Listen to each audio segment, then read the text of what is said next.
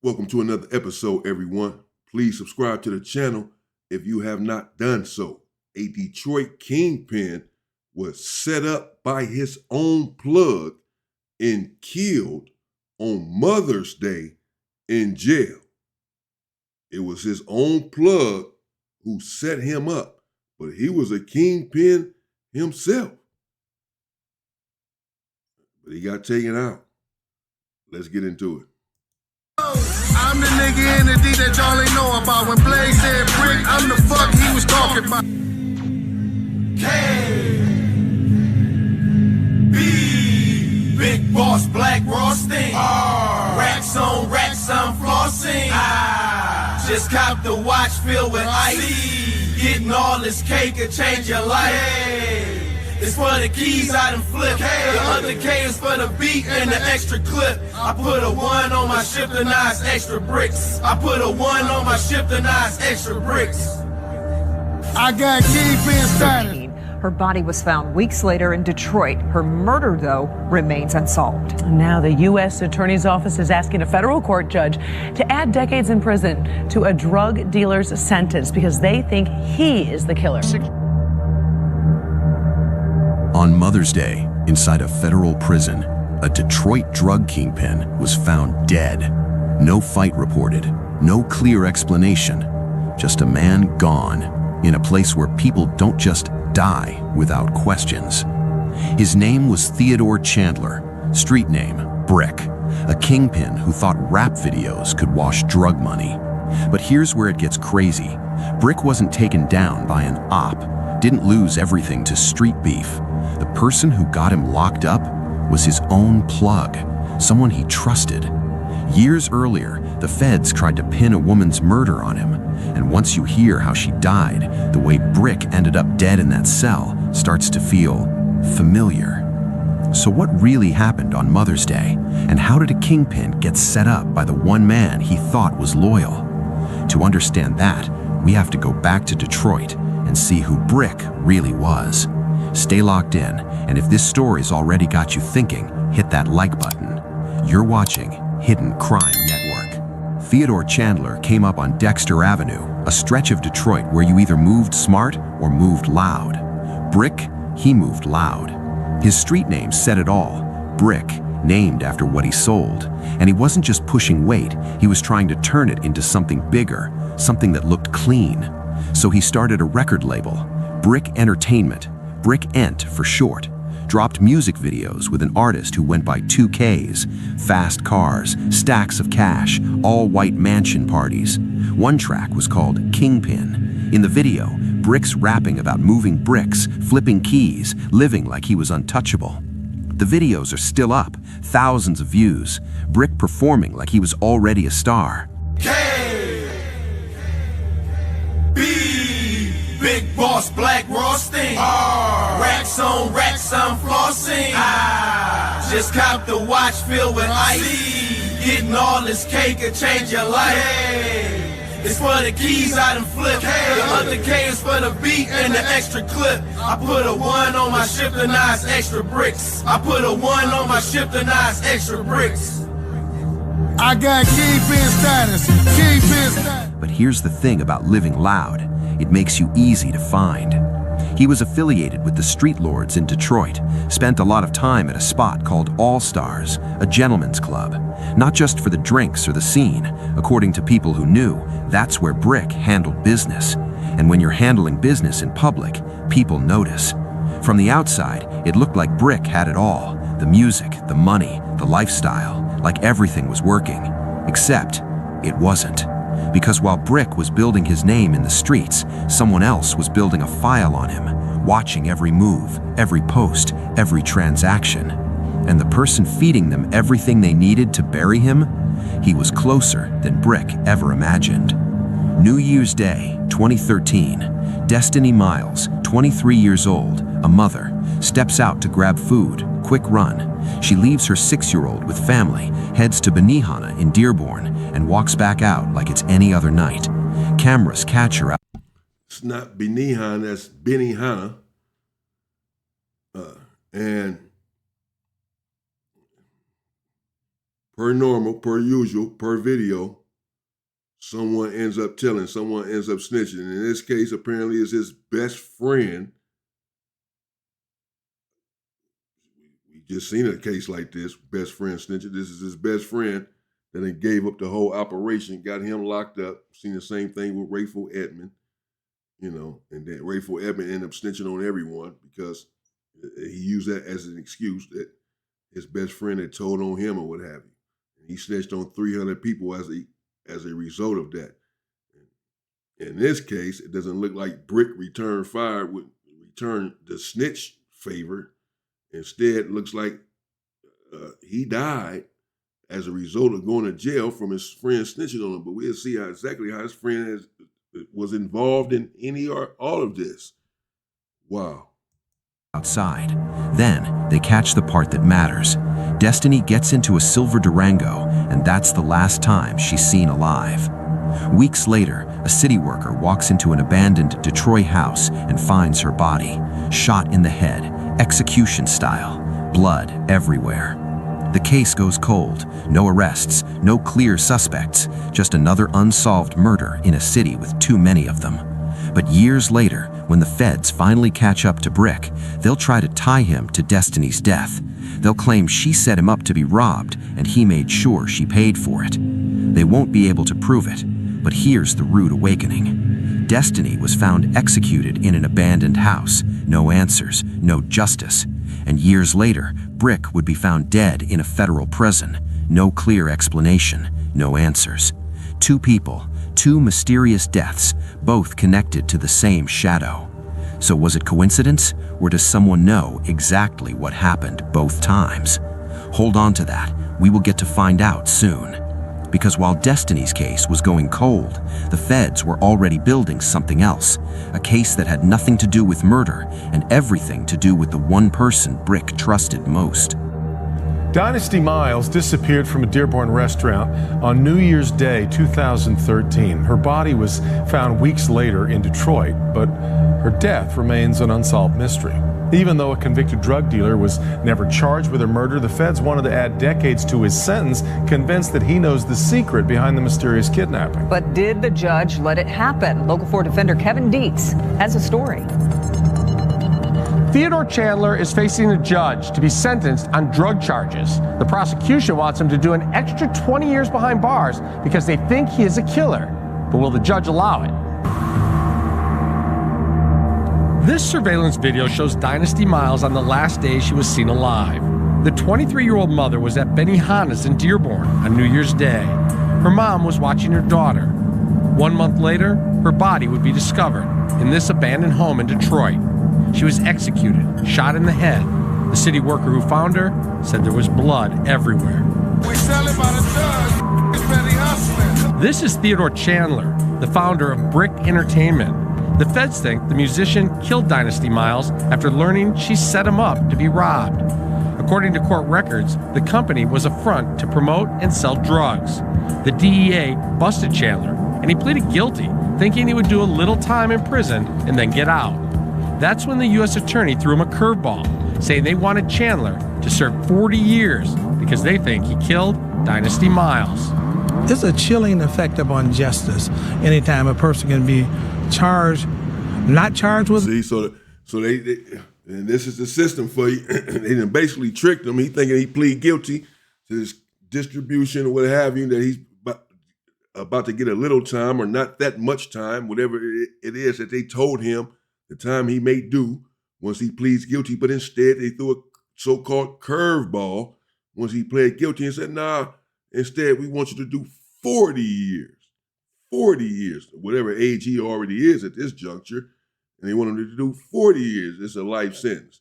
If he's 40 years old, that's a life sentence. You won't make it out of there. Who's making it out? Oh, wow. So they turned on him.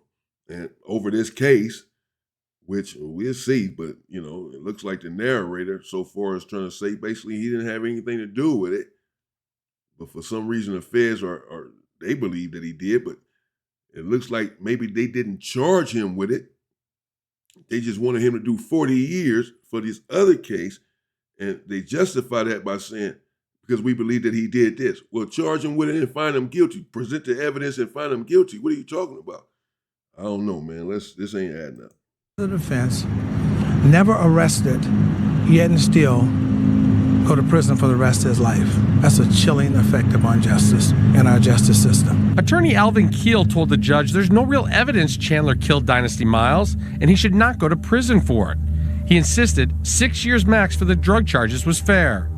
Legal expert Keith Corbett says a judge has the right to hold it against Chandler if there's enough proof that he is likely the killer.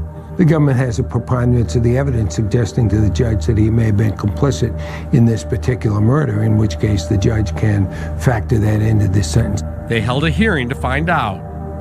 Witnesses were produced. It was a close call, but the judge said there was not enough proof. They were not even successful in finding that Mr. Chandler would be guilty under the low standard of preponderance of evidence. Prosecutors now could only ask for sentencing on the drug charge. They said the defense request of 6 years would not do. They still wanted the max, 40 years. What the government was doing today was basically just a ruse. And in effect, the government, by asking for enhancements on every possible guideline that you can, they were in effect trying to get the same sentence as if they had won the motion and that Mr. Chandler was guilty of the murder. The judge listened to both sides and agreed with neither, instead pointing out that Theodore Chandler was indeed a dangerous international drug dealer who needed to be sent a message, then sent him away for 20 years. When asked why they have not charged Chandler with the murder, I knew it. I knew it was going to end up being something like that.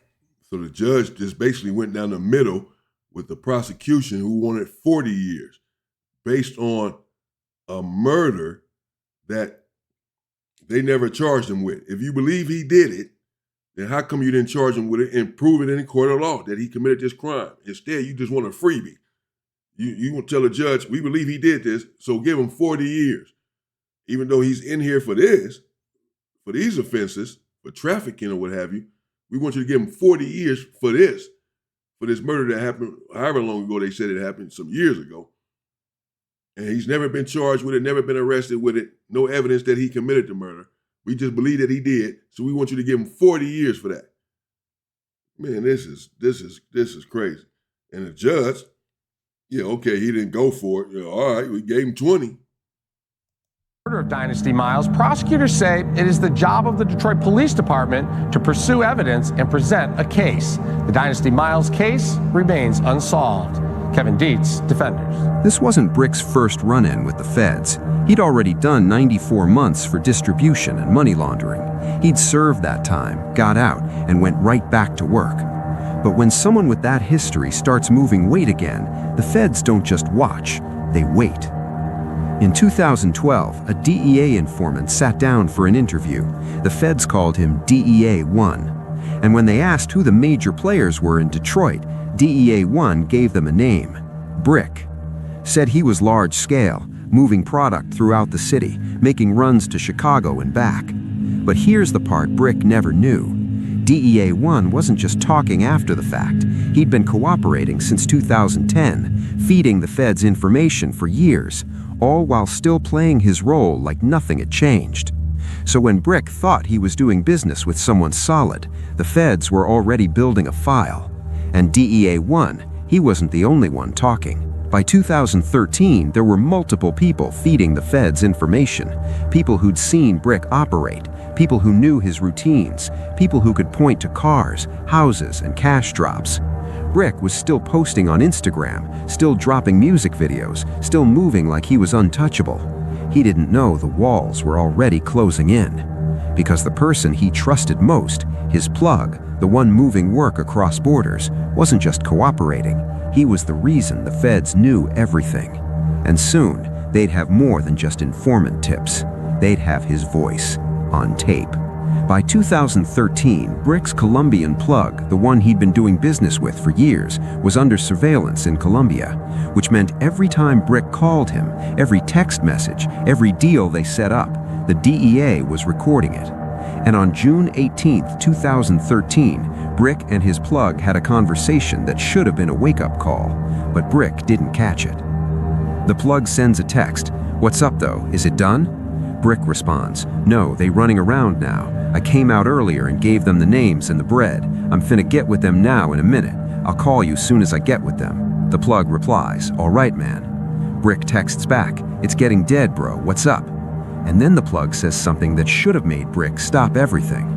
Listen, we gotta be very careful this time, man, because they got a lot of American undercovers down here, man. I swear to God, man. Read that again.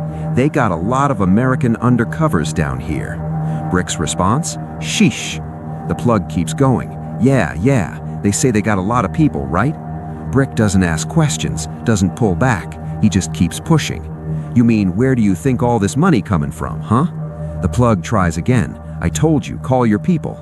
Brick snaps back. You call your people. I keep sending money. Ain't a thing pop off. You ain't professional. The plug responds, what the fuck? I'm not a mule or a worker, bro. I want you to understand that. Brick keeps going. My girl let them bank grab that bread. Now you call your people, find the crazy pot. And that was it. The plug had just told Brick, straight up, that American feds were in Colombia, that things were hot, that they needed to be careful. And Brick, he argued about money and kept moving. He heard the warning. Yeah, that's because that's, and that just shows his mindset at that time. His mindset is money. His focus is money. So much so that someone is essentially warning you indirectly. He probably doesn't even know that he's necessarily warning you deliberately. He's just making conversation, letting you know, man, shit is hot down here. The feds down here, undercovers. And he just essentially gloss over. He's like, sheesh, and just gloss over it and continue talking business. Continue talking money, continue talking business. But the individual that he's talking to, who's alerted him to the undercovers, being down there, infesting the place, is under surveillance. And so they're listening and to all of his phone calls, watching his phone calls, and has transcripts of his text messages and all that. They're texting all of this stuff back and forth just on the phone. Why are you texting this sort of stuff on the telephone when they can get these records of your text messages, as they did? He just didn't listen, because a few months later, Brick would try to set up another deal, and this time, the person on the other end wasn't just cooperating with the feds, he was the feds. September 27th, Brick gets a text from someone he knows as a connect in Miami. The feds called him DEA 5, and unlike DEA 1, this guy wasn't just an informant passing along information after the fact. DEA 5 was a paid witness, no criminal record, been working with law enforcement in Miami since 2008, and he'd been recording every single conversation he had with Brick. The text comes through, I have the stuff. Brick responds, okay, I'm going to make my way. DEA 5, how soon can you be here? Do you have the paper? Brick, yeah, that's not a problem. DEA 5, they told me you would give me 39 for the 1, for the H, right? Brick, for the H, right? DEA 5, yeah. Brick, the whole 1? DEA 5, yeah, bro, it's Colombian, it's the best, bro. Brick, we don't have to say no more, see you Sunday. DEA 5, I have another one if you want, 48. Brick, let me know. DEA 5, what color? No top, please. Brick, it's coffee. Brick, okay. They just set up a deal for a key of heroin, $39,000, and Brick had no idea he was walking straight into a trap. November 18th, 2013, Brick drives to a parking lot in Miami to show DEA 5 the money. He's got it loaded in a silver 2008 Jeep with Michigan plates, the same Jeep registered to one of his associates, Floyd Williams. DEA 5 sees the cash, confirms it's there, they're good to go. But after that meeting, the feds don't wait. Surveillance teams follow the Jeep, and when Brick's girl, Kiata Hooks, gets behind the wheel to move it, they make their move. HSI agents and local Miami officers pull her over, search the Jeep. Inside, $38,500 in cash, the exact money Brick was about to use to buy that key. Gone. And back in Detroit, the feds are still listening. They intercept a call between Brick and his plug, and this time, Brick knows something's wrong. He tells his plug, my connect in Miami was the police. That's it. He knows. Brick disconnects that phone immediately, cuts ties, moves to a new number. But it's too late. because the feds didn't just take his money, they took his trust, his operation, and any chance he had of staying off their radar. The walls weren't just closing in anymore, they were already shut. But even after Miami, even after losing nearly $40,000 to the feds, Brick still thought he could move smart. He went back to what he knew: Instagram, music, the lifestyle, and the feds, they kept watching, because now they had something even better than informants and wiretaps. They had his whole life playing out online.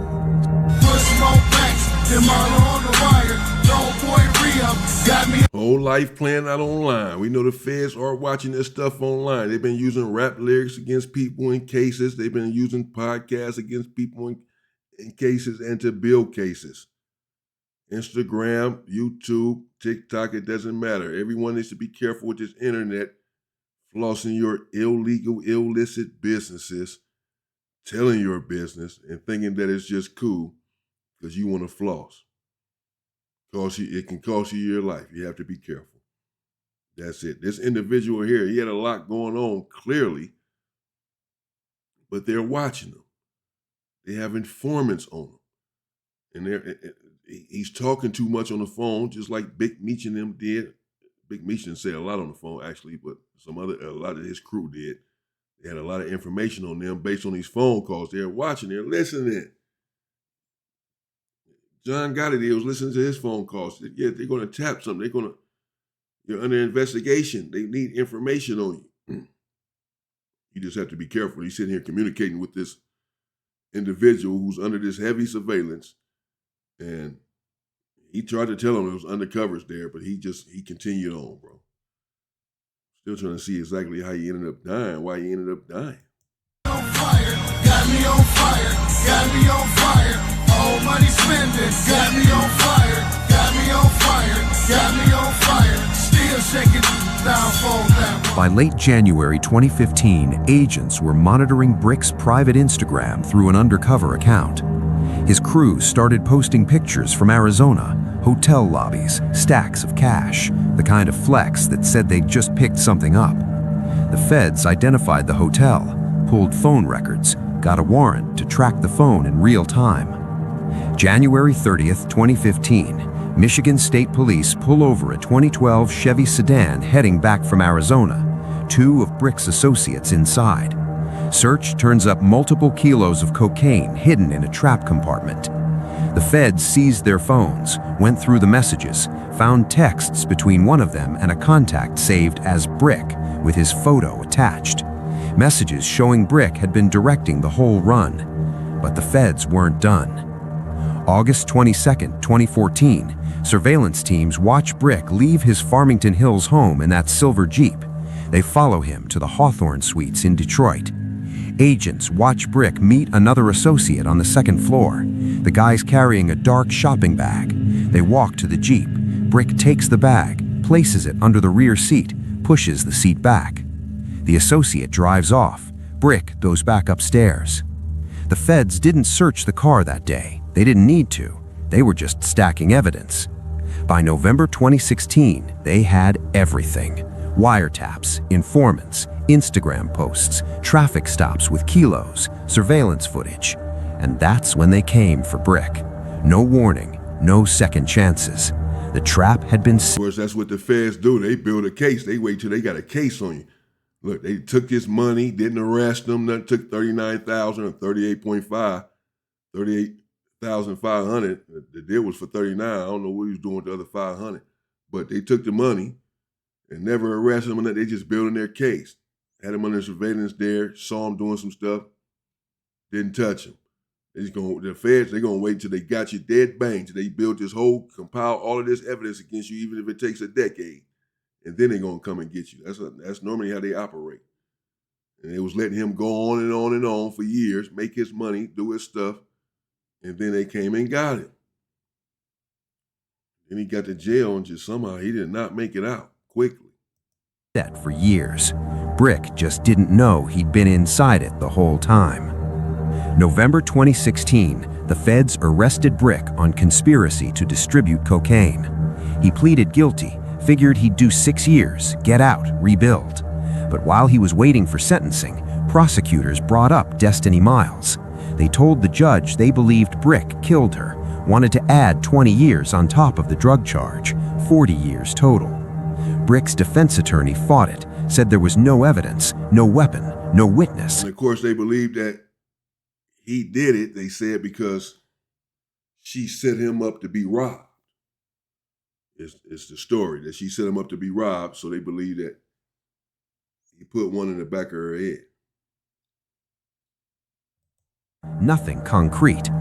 The judge agreed, ruled the feds hadn't proven it, even under the lower standard.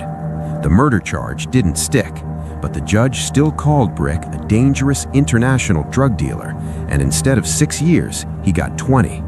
10 years in, 10 to go. And then, on Mother's Day 2021, Brick was found dead in his cell. No fight, no riot, no clear incident. Authorities still haven't released an official cause of death, no explanation, just silence. So what really happened? Medical emergency?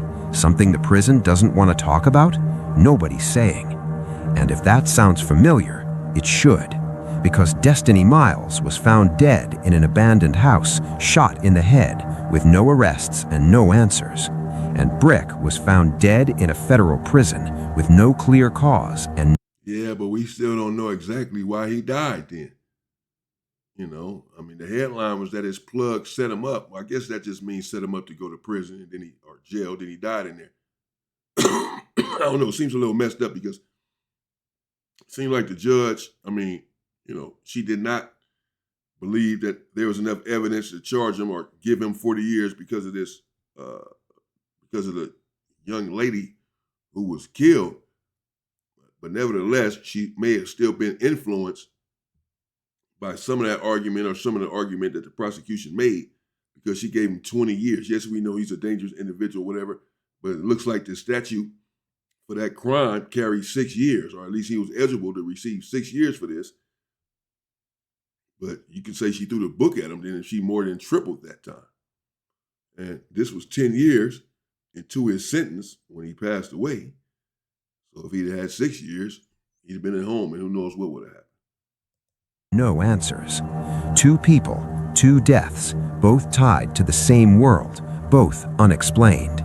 The feds couldn't prove Brick killed Destiny, but the way both of their stories ended, it's hard not to wonder if someone made sure neither of them could talk.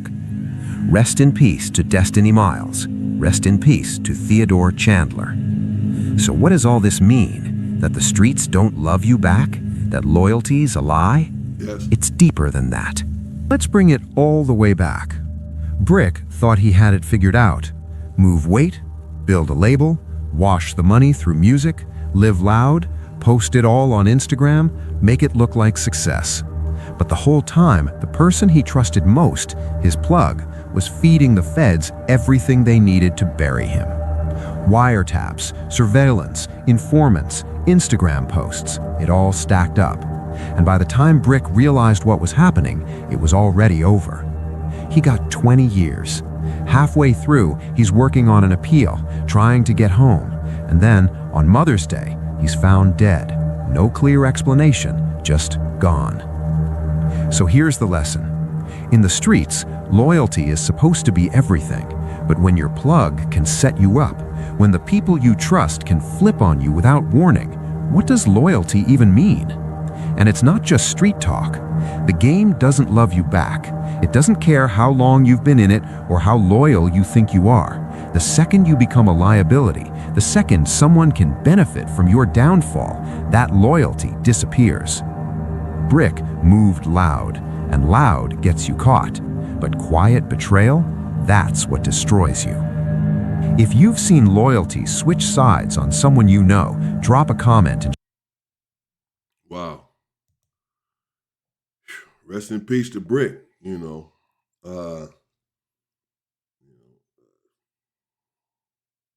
Let me know what y'all think in the comments. I'm flustered. I'm confused. I'm not sure exactly because it was just unclear. They're not even releasing how he passed. So we don't know if he was stabbed, beat, or died of natural causes. So I'm not sure what to think here. I'm not sure how his plug could have got to him inside of jail. He must have still been a powerful individual himself, even though he had been locked up for 10 years and was on his way to try to come home. Man, it's a bad situation. However he passed on Mother's Day and, was eventually going to come home and probably shouldn't even been in there for that long. And this is just a game. The streets doesn't love anyone. It doesn't give anything back. All it does is take from you, bro. You get nothing in return but heartache and pain, misery, prison and death. That's all you're going to get. You're not going to get any love, any loyalty, any support.